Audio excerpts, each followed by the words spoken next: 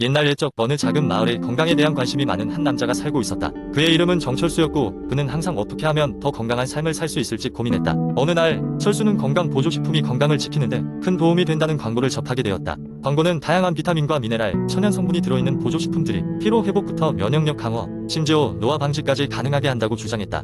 철수는 곧 마을의 건강식품 상점을 찾아와 여러가지 보조식품을 구입했다. 그는 매일 아침 저녁으로 알약과 캡슐을 챙겨 먹으며 건강관리에 열심히 매진했다. 그런데 몇 달이 지나도 특별한 변화가 느껴지지 않았다. 오히려 체중이 늘고 소화가 잘 되지 않는 느낌이 들었다. 결국 철수는 마을에서 유명한 한의사 할아버지 이명수를 찾아가 그의 고민을 털어놓았다. 이명수 할아버지는 철수의 이야기를 한참 동안 듣더니 미소를 지으며 말했다. 철수야, 모든 건강 보조식품이 신통한 것은 아닐세. 정말로 효과가 있으려면 균형 잡힌 식단과 규칙적인 운동, 충분한 휴식이 반드시 필요하단다. 보조식품은 그저 보조일 뿐이야. 그러면서 할아버지는 이어 설명했다. 사람마다 필요한 영양소가 다를 뿐만 아니라 과도한 영양소 섭취는 오히려 건강에 해로울 수 있단다. 정말 필요한 경우가 아니라면 자연식품에서 영양을 섭취하는 것이 가장 좋단다. 철수는 할아버지의 말에 깊이 공감하게 되었고 그때부터 식단을 개선하고 꾸준히 운동을 시작했다. 그는 점차 몸 상태가 좋아지고 활력을 되찾기 시작했다.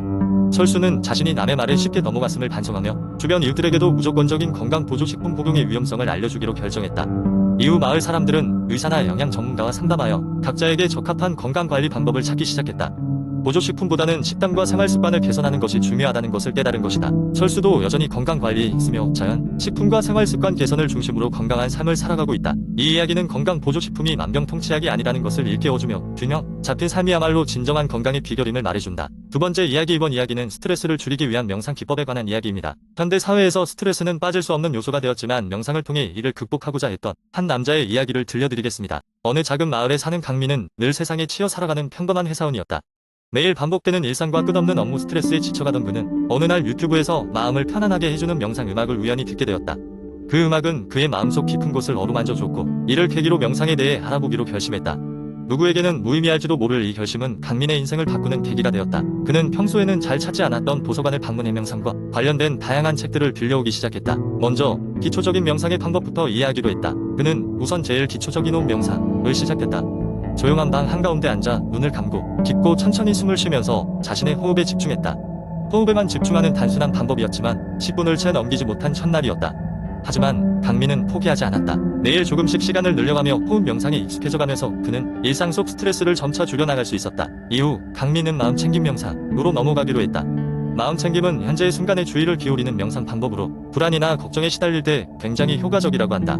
그는 하루의 시작과 끝에 마음챙김 명상을 하기로 결심했다. 창밖에 보이는 나무의 잎사귀가 바람에 흩날리는 모습, 동네에서 들려오는 소리, 자신의 심장 박동 소리까지 하나하나 세심하게 주의를 기울였다.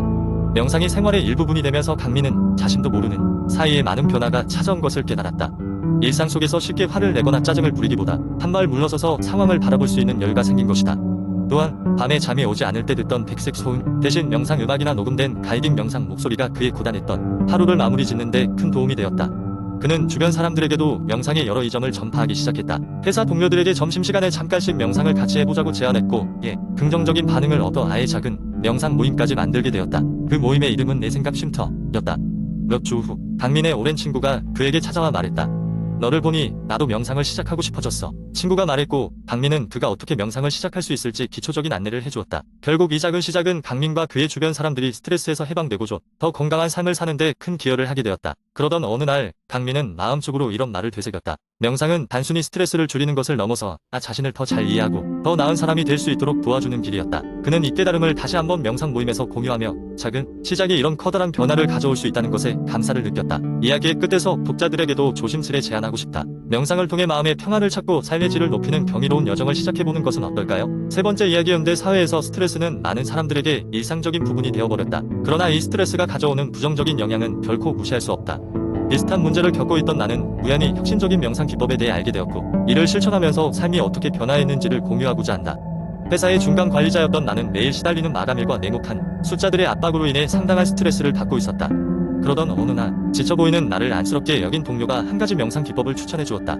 그녀는 시카고에서 유명한 명상센터에 다녀왔고 그곳에서 배운 이 기법이 그녀의 삶을 얼마나 긍정적으로 변화시켰는지를 열정적으로 설명해 주었다. 그 명상 기법은 정식 명칭은 마음청소 명상법이었다.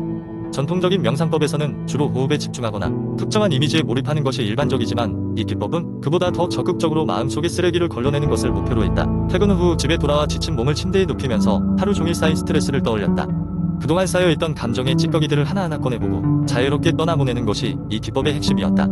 처음에는 그저 심리적인 플라시보 정도로 생각했다. 하지만 몇 번 시도해보니 이 법은 단순히 몸이 아닌 마음을 깨끗하게 씻어내는 것과 같았다. 예를 들면 그날 회사에서 기분 나빴던 상사의 말이나 불필요한 오해로 인해 겪어야 했던 여러 갈등들을 하나씩 떠올려보고 그것이 왜 나에게 스트레스로 작용했는지를 살펴보는 거였다. 그리고 그 모든 것들을 먼지 날리듯 마음에서 훌훌 털어버리는 상상을 했다. 내일 저녁 시간을 정해놓고 아무도 방해하지 않는 고요한 곳에서 이 명상을 시작했다. 스스로에게 지금 이 순간을 즐기자는 주문을 걸어가며 머릿속에서 복잡하게 얽혀있던 여러 감정들을 차분하게 정리했다. 생각보다 어렵지 않았다. 오히려 명상 후에는 새롭게 시크해진 더 맑고 부드러운 감정 상태로 하루를 마무리할 수 있었다. 한 달쯤 실천한 시점에서는 확실히 스트레스가 감소되었음을 느낄 수 있었다. 더 신기한 것은 업무 효율도 자연스레 높아졌다는 사실이었다. 이제 나는 스트레스를 줄이는 방법을 알게 되었고 이 기법을 주변 사람들과도 공유하며 더 많은 사람들이 조금이라도 마음의 편안함을 찾기를 바라게 되었다. 네 번째 이야기. 어느 날 나는 거울을 보며 내 피부 상태가 왜 이렇게 악화되었는지를 고민하기 시작했다. 스트레스 때문일 수도 있고 잠을 제때 자지 않았던 탓일 수도 있었다. 하지만 근본적인 문제를 해결하고 싶었다. 그래서 나는 식단을 개선해 보기로 결심했다. 처음엔 그저 단순한 호기심이었다. 정말로 식단을 바꾸면 피부가 좋아질까? 라는 생각에 미친 음식을 바로 채소와 과일 그리고 수분이 풍부한 식단으로 바꾸기 시작했다. 하루 아침에 모든 게 변할 거라고는 생각하지 않았다. 그래서 천천히 습관을 바꾸는 방법을 선택했다. 아침 식사부터 내 하루는 바뀌기 시작했다. 전에는 아침으로 설탕과 지방이 가득한 도넛이나 크림이 가득한 커피를 즐겼다면 이제는 싱싱한 채소와 견과류가 들어있는 샐러드 그리고 핸드드립으로 천천히 끓여낸 맛있는 커피로 하루를 시작했다. 처음에는 이 건강한 메뉴들이 다소 심심하고 별다른 맛이 나지 않는 것처럼 느껴졌다. 하지만 몸은 금세 적응하기 시작했고 놀라운 변화를 경험하게 되었다. 한 주가 지나고 거울 속 내 얼굴에서 미묘하지만 확실한 변화를 느낄 수 있었다. 무거웠던 피부톤이 한층 밝아졌고 피부 질감 자체가 더 탱탱해진 느낌이었다. 더욱 희미해질 것 같지 않던 피부 트러블 역시 시간이 지날수록 제자리를 찾는 기분이었다. 변화를 위해선 끈기가 필요했다. 달콤한 유혹을 뿌리치는 것이 쉽지는 않았지만 그 과정에서 기분 전환이 되는 작은 여유 시간들을 가질 수 있었다. 매일 아침 요가를 병행하면서 건강한 아침 루틴을 만들었다. 기분 좋은 하루의 시작은 내 몸에 활력을 불어넣었고 이는 점점 피부에도 긍정적인 영향을 미치기 시작했다. 이러한 변화들을 느끼며 나는 식단 개선이 단순한 외적 변화에만 그치는 것이 아니라는 사실을 깨달았다. 몸 안에서부터 차근차근 건강해지고 있다는 느낌이 들었다.